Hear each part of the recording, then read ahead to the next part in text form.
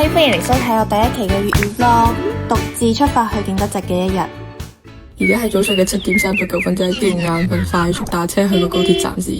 有冇人同我一樣係咁中意玩消消樂？我已經玩咗2000幾版，咁早起身一定要飲杯咖啡啦，真係好眼瞓啊！其實我真係好中意食麥當勞嘅早餐，特別係呢塊薯餅，好正啊！OK，而家你化個妝先。高鐵上面嘅光線真係好難頂啊！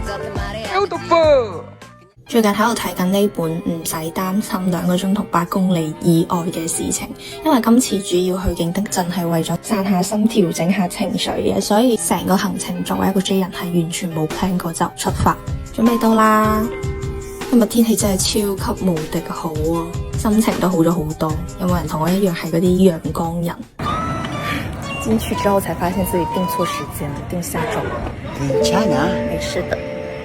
我發覺一個人去旅遊嗰陣時係完全冇壓力嘅，就算自己訂錯酒店、行錯邊條路，完全都唔會緊張。呢間酒店雖然有少少貴，但係我覺得佢成個服務都幾好。入住之前梗係要敲下門先啦。OK， 嚟 room tour 一下，估唔到啊吓，出邊係笪爛地，但係成間房啲佈置都 OK 嘅，仲有個浴缸。OK， 把頭髮放下來了，因為今天頭髮弄濕白了。現在就跟我一起出門吧。天氣真係超好，好舒服啊，而且完全唔會覺得凍咯。我第一次出去旅遊，冇任何嘅計劃，亦都冇指定話要去邊，就係漫無目的咁喺條街行下，欣賞下人啊、物啊、花啊、草啊，超級放鬆。所以我都好建議每一個人都要試下一個人去旅遊嘅感覺。點了個牛骨粉，點了個糍粑試一下。是粉跟那個牛骨是分開。你呢度啲牛骨冇咩用嘅。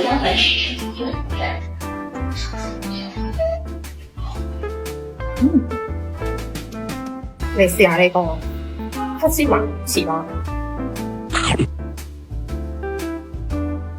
佢出邊就係啲白砂糖油條咯，超多糖，但係佢啲黑芝麻味好香。佢同食到啲糍粑係唔一樣，食到啲糍粑係更加甜。佢呢個就係純係白砂糖油條加黑芝麻。佢呢種甜度係對於我呢種放糖少食甜品嘅人嚟講係啱啱好，即係如果再食啲我就接受唔到。食完繼續出發，過馬路真係好唔容易，喺度超級無敵多車。啱啱揸入呢個村，開車1-2公里都塞咗20幾30分鐘，太誇張。但係今日天氣真係好好，入邊都有嗰啲好中式又好得意嗰啲碟啊碗啊。其實都幾想買噶。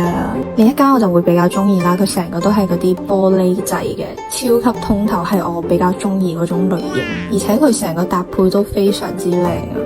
咁接下嚟我就去咗老廠嗰邊買掃胚啦，因為第2日約咗去畫掃胚嘅，有好多款可以揀。揀完之後我就去咗行夜市啦，哇，睇到我眼花繚亂啦，真係。最後尾咧，我就買咗一個香薰，真係好得意，我就中意啲好抽象嘅嘢。OK， 行到呢度嗰陣時，發生咗件大事，就係呢個緊急入院呢個畫面，我係強制唔俾自己啲眼淚流落嚟。結果翻到酒店就真係一直喺度喊，停唔低嗰種，唔知嗰啲要我失戀。咁結果第2日梗係即刻翻咗去睇隻貓貓先。所以呢個獨自嘅旅行就係好突然咁結束咗。OK， 我哋下次再見啦。